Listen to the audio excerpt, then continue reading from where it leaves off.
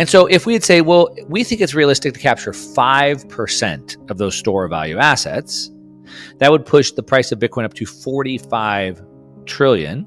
Divided by the 21 million Bitcoin that there are, brings it to about a $2 or $3 million per Bitcoin price. Now, Mark, that math checks out, Mark, but do we think it's realistic to capture 5% and over what period of time? Well, let's just take a look.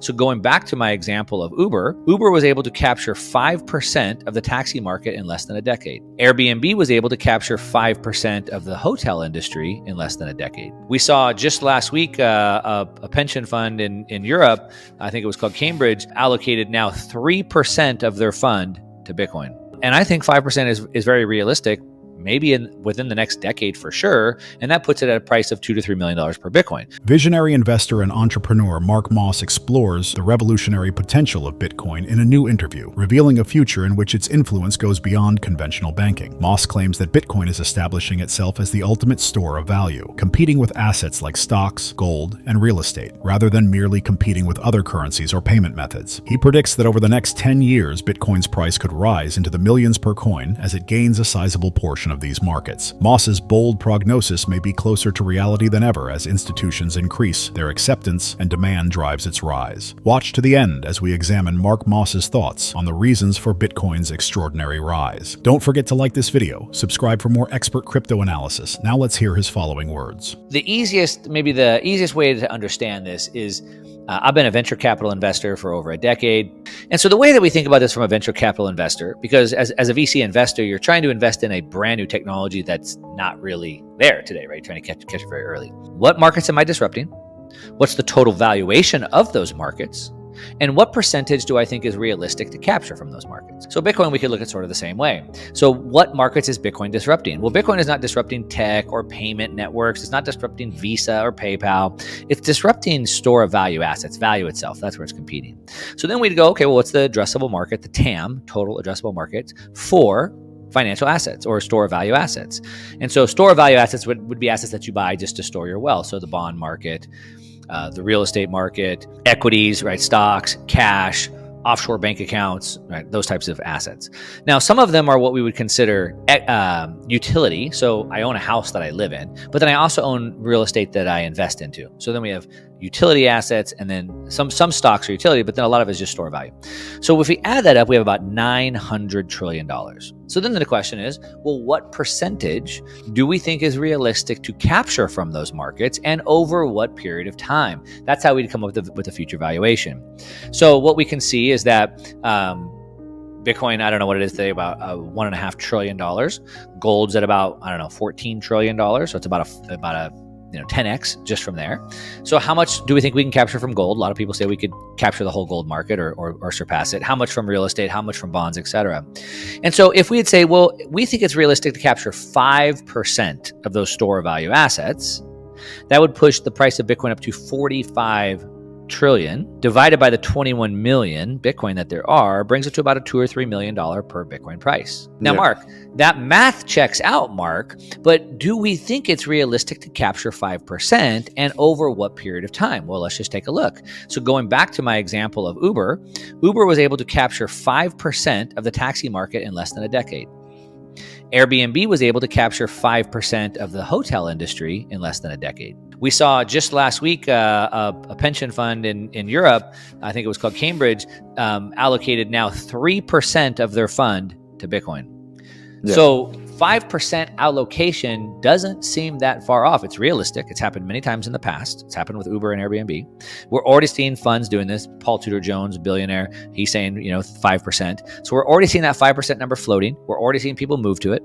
And I think 5% is very realistic, maybe within the next decade for sure, and that puts it at a price of $2 to $3 million per Bitcoin. According to Decrypt reports, Donald Trump's pro-crypto stance and recent victory as president are contributing to the global popularity of Bitcoin. This, according to investors, might accelerate the adoption of digital assets in Latin America and North America. Bitcoin and stablecoins have already established themselves as vital instruments for safeguarding wealth and facilitating remittances in areas like Argentina and Venezuela, where inflation is particularly high and currencies are unstable. Experts believe Trump's possible plans, such creating a national Bitcoin reserve and lowering regulations, could lead to even greater growth in the already booming Bitcoin trade in these nations. With Latin America currently processing over $85 billion in cryptocurrency transactions a year, transparent regulations are fostering investor trust and drawing in institutional capital. How do you feel about these fascinating advancements? Leave a comment with your ideas. Let's listen to Mark Moss now as he talks about how Bitcoin could have a huge worldwide impact. I think we could be sitting at the precipice of a massive change globally. In my opinion, and based off of historical cycles, it looks like the world and human nature always takes things too far and then overcorrects too far and then goes too far. And so we went way too far towards this centralization, the dollar, the U.S. world-led order, the dollar homogeny, the UN, the WEF, all of these things. And I think the world is sick of that and it's pushing back against that. And so we can see this globally with China and Russia and the BRICS breaking out. But we can see it in the United States as well. And I think this election really shows that. The world basically, what this election was in the United States wasn't about Trump or Kamala. It was really we the people versus the deep state establishment. And most Americans knew that. It wasn't a personality contest or a beauty contest. It was about the people, independent, decentralized, private citizens against a global order. I believe that Bitcoin solved one of the oldest problems of humanity. And if you want to make money in the world, you have to solve problems. And the bigger problems you solve for the more people, the more money you make. You figure out personal computers and bring them to all the people in the world, like Bill Gates, you become one of the richest people in the world. And so one of the oldest problems in humanity is, how do I store my property in a way that it can't be stolen? So the original cavemen, like, you're going to come kill me and take my chickens. So then we band together, and then it's this village against this village, and it's this kingdom against this kingdom, and now it's this government against this government. And Bitcoin answered that. And it allows me to now hold my property in a way that cannot be diluted or seized or censored. And so I believe everybody should take advantage of that. That's a pretty big deal, and we should definitely do that. So one, I highly recommend it, but I do understand that there's differences for different people for different situations. The other thing I would say is that Bob Burnett from Barefoot Mining, he's one of my partners in a mining operation that we're in. He's brought to our attention publicly that Satoshi actually created two digital scarcities at once. So the first digital scarcity was only 21 million. The second digital scarcity is the block size. So we can only get so many transactions per block. And there's only a block every 10 minutes. And I forget the exact math, so fact check me on this, but I think it's about 400,000 transactions a day. So how does that work when 8 billion people are using it? The answer is it doesn't. And now, using AI and combining UTXO inputs and outputs, maybe we double, triple, quadruple that number. Maybe we get to 1 million or whatever, but it's still not going to handle everybody. So the reality is, if we think down into the future, the majority of people probably won't self-custody their Bitcoin or transact on the main chain. It'll just be, unfortunately, physically impossible to do that. So I think you have to understand all those things, but to sort of put a pin back into this, yes, it solved the oldest problem in the world. I can custody on my own. I should certainly do that if I'm able to, if I feel competent enough to do that without putting myself at risk. I think about generational wealth, and Bitcoin really kind of makes you think even more about that, because you have this generational asset, an asset that could sit there and save its value for 1,000 years, right?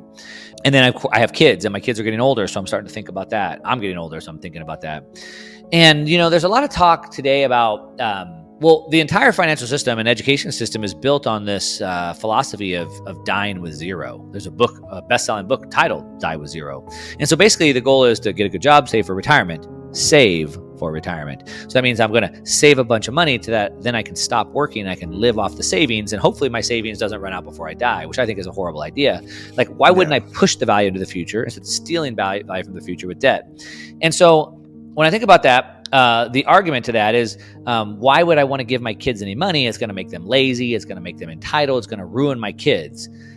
And I agree. Like, you give things to people, they do become lazy and entitled. But again, there's nuance. And so yes, that could happen, but I could also teach my kids properly and train them other ways so that doesn't happen, for example. But basically, the idea of the family constitution is by setting up a system where I can pass my wealth on down to future generations, maybe my kids, but it could be my great-great-great-grandkids. But the Constitution sets a set of rules or laws around the way that money works. So, for example, the Constitution of the United States, it restricts what the government can do with that. So my Constitution, for example, for my family, is a set of these. So it's one, what are things I believe? What are things I believe about the world? So I believe that we should provide value to the world. I believe that we should be building our skills and we should be trying to solve problems for others. I believe we should be giving to the world more than we're taking. I believe we should be helping others with our money. I believe that trusting mainstream advice is almost never wrong. I believe that we should take personal responsibility. We should learn to manage our time. Like, these are things I believe. And so I write all of that into my Constitution. And then I want to pass those ideals down to my future generations, but I also want to put a set of rules. So then, for example, my kids, grandkids, etc., future generations, they're not able to just like take the money and do nothing. They can't just sit on the couch and do nothing and get money. But for example, if they want to start a business, the trust could evaluate their business idea. And if it seems like they've thought through it pretty well, then we'll give you the money for the business. You want money to buy a house? If you're able to qualify for the house, you make enough money, you can qualify, then we can give you the money to help you with the house. So then the trust could be used as a way to help them without giving them a handout that holds them back or harms them, right? And so that's what I want. I want to give my kids that leg up. I want to let my kids build on top of what I've already built. So I think about my life as like a block of time. My life and the things that I've accomplished and built is the proof of work of my life. And my life, hopefully 100 years, is one block. And I want my kids to add the next block and each generation to keep adding that block, but only in a way that they can add value to those blocks and not take back. So that's what the Constitution is. It's a well thought out plan that pushes your thoughts, your ideologies, your truths forward, and then puts strict requirements on what people can and cannot do with the money or had to have access to the money. So then it somewhat preserves it moving forward. It can pay for education, it can pay for courses, and things like that.